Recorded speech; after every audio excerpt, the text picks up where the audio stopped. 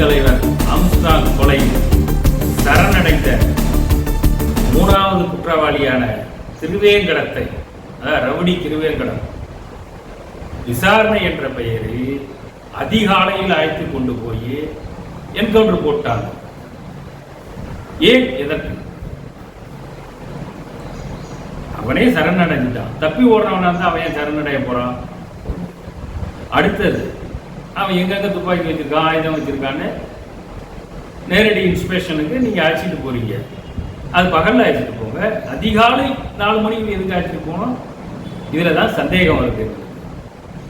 Armstrong கொலையில் திமுக வழக்கறிஞர் ஒருவர் திட்டத்தை தயார் பண்ணி கொடுத்துள்ளார் என்று தகவல் தெரிவிக்கின்றனர்.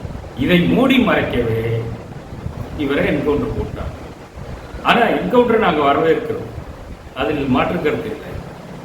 என்கவுண்டர் எல்லா அரசியல் கட்சியிலும் இருக்காங்க ரவுடிங்க, அவங்கெல்லாம் போடுறது, எவனா மாட்டிக்கிட்டானா போடுறது.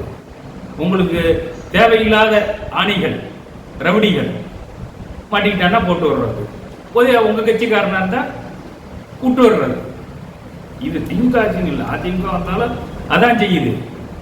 இந்த ரவுடிசா, என்கவுண்டரு, கட்ட பஞ்சாயத்து இதெல்லாம் எங்க இருந்து வந்தது? எங்க ஐயா காமராஜர் ஆட்சியில் இருந்ததா? பார்த்துருப்பீங்களா?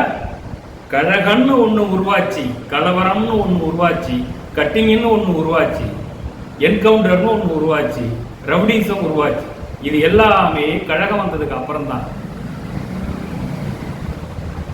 எல்லா கட்சியிலையும் அக்யூஸ்ட் ரவுடி பயலுக இருக்காங்க. என்ன செய்வே? பதில் சொல்லுங்க. நன்றி, வணக்கம்.